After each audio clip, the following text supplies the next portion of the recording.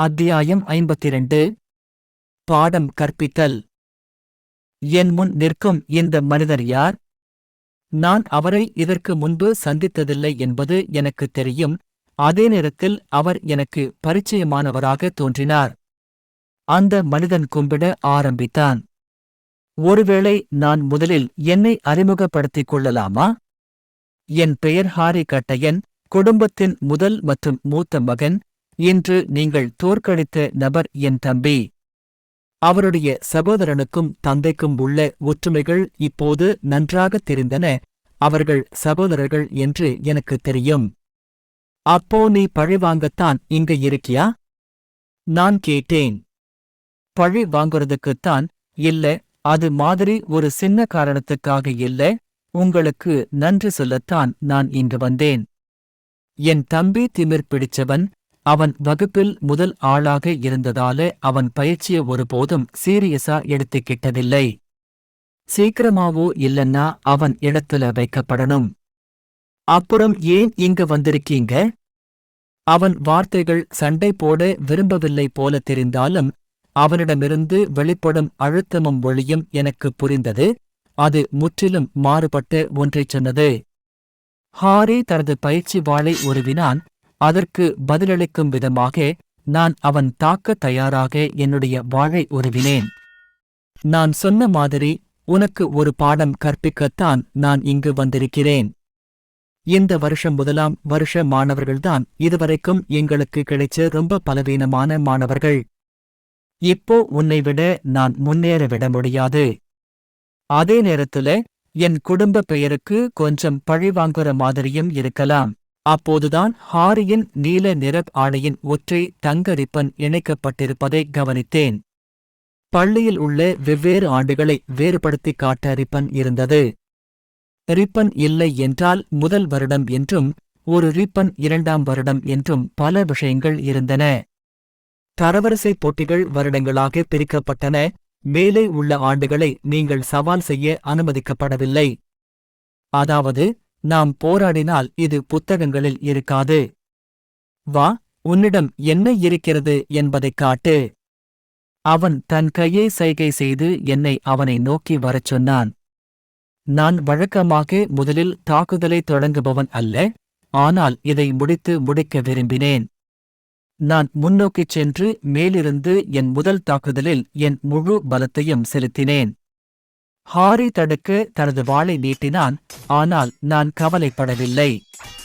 பயிற்சி உபகரணங்களை பயன்படுத்தி என் பலத்தை சோதிக்கும்போது நான் இப்போது பயன்படுத்தும் சக்தி என்னை நேராக உடைத்து அவரது ஆயுதத்தை எறிந்து அவரை தாக்க அனுமதிக்கும் என்பதை நான் அறிந்தேன். என்னுடைய வாள் அவனுடைய வாளுடன் மோதிய போது 2 வாள்களும் காற்றில் நின்று போயின. நான் ஆச்சரியப்பட்டேன். ஆனால் என்னை ஆச்சரியப்படுத்தியது என்னவென்றால் என்னுடைய ஆயுதம் அவனுடையது அல்ல, உடைக்கப் போகிறது என்பது போல் உணர்ந்தேன். நான் விரைவாக என் ஆயுதத்தை பின்னுக்கு இழுத்து எங்கள் இருவருக்கும் இடையில் இடைவெளி ஏற்படுத்த குதித்தேன். ஓ, நீங்க சரியான முடிவு எடுத்தது எனக்கு ஆச்சரியமா இருக்கு. நீங்க ஒரு கீ யூசரோட சண்டை போட்டது இதுதான் முதல் தடவைன்னு நினைக்கிறேன். கீ அதுதான் அவன் வாளில் நான் உணர்ந்த சக்தியாக இருந்திருக்க வேண்டும். கீ என்பது நான் இன்னும் கற்றுக்கொள்ள வேண்டிய ஒன்று. அதை அகாடமி இன்னும் கற்பிக்கவில்லை. எப்படி இருந்தாலும் அவனை வெல்ல என் சக்தியை பயன்படுத்த முடியாவிட்டால் அதற்கு பதிலாக என் திறமைகளை பயன்படுத்துவேன். நான் கருப்பு கால் வேலைகளை பயன்படுத்தத் தொடங்கினேன். இதனால் என் எதிராளியை நோக்கி கணிக்க முடியாத வடிவங்களில் நகர முடிந்தது. வாழ்வீச்சு என்பது உங்கள் எதிராளி என்ன செய்யப் போகிறார் என்பதை யூகித்து அதற்கு எதிர்வினையாற்றுவது பற்றியது. நாங்கள் கற்றுக்கொண்ட கருப்பு திறன்கள் கணிக்க முடியாதவர்களாக மாற எங்களுக்கு கற்றுக் கொடுத்தன. இடது, வலது, மேலே, பின்னால், கீழே. அது வேலை செய்யவில்லை. நான் தாக்கும் ஒவ்வொரு இடத்திலும் அது அவரது வாளால் தாக்கப்படும். நான் எங்கிருந்து தாக்குகிறேன் என்பதை அவரால் எப்படி அறிய முடிந்தது என்பது விந்தையாக இருந்தது. என் கால் அசைவுகளை அவரால் பின்தொடர முடியவில்லை.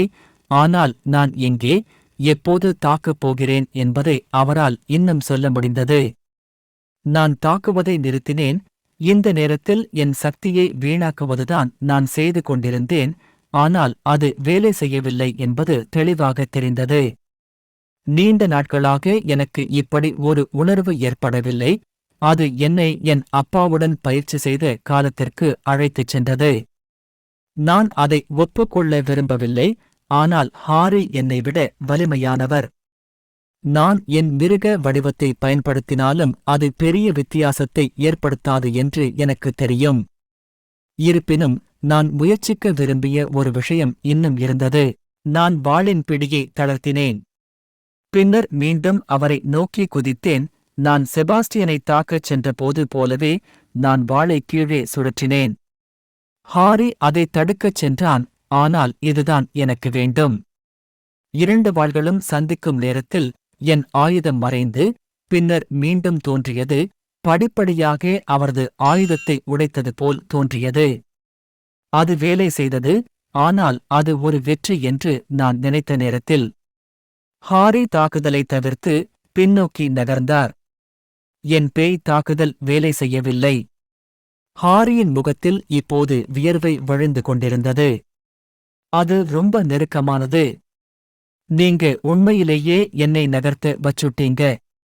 அவர் அந்த வார்த்தைகளைச் சொன்னபோதுதான் எனக்கும் அவருக்கும் இடையே எவ்வளவு பெரிய இடைவெளி இருந்தது என்பது எனக்கு புரிந்தது. இதுவரை நடந்த இந்த முழு சண்டையிலும் நான் மட்டுமே தாக்கியதால் இதுவரை நான் அவரை ஒரு அடி கூட எடுக்க வைத்ததில்லை. அதுதான் எல்லாமேனு நினைக்கிறேன்.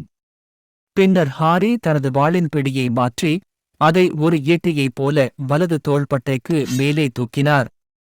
அவர் அதை என்னை நோக்கி எறிந்தார். வாள் மிக வேகமாக காற்றை வீசியது. அது தப்பிக்க மிக வேகமாக இருந்தது. வாள் என் வயிற்றை நோக்கி வந்து கொண்டிருந்தது. என்னை பாதுகாத்துக் கொள்ள நான் அதை சரியான நேரத்தில் தூக்கினேன். ஆனால் அது பயனற்றது. வாள் என் வாளை 2ஆக உடைத்துக் கொண்டே சென்றது. வேகம் என் வயிற்றில் சென்றது. என் வாயிலிருந்து இரத்தம் வர ஆரம்பித்தது. அவன் வாள் தரையில் விழுந்துவிட்டது. நான் நகர விரும்பினேன். ஆனால் என்னால் முடியவில்லை. அடி மிகவும் சக்தி வாய்ந்தது. இறுதியில் நான் தரையில் விழுந்ததால் என் கால்கள் அடிபணிந்தன. ஹாரி தரையில் இருந்து தனது வாளை எடுக்கச் சென்று அங்கிருந்து நடக்கத் தொடங்கினான். பொறு, நான் கத்தினேன். ஒன்னு மட்டும் சொல்லு, நீங்க ரேங்க் 1 தானே? ஹாரி தொடர்ந்து நடந்து செல்லும்போது அவர் கையை உயர்த்தினார். அவரது தொடர்பாளர் 50 என்ற எண்ணைக் காட்டினார்.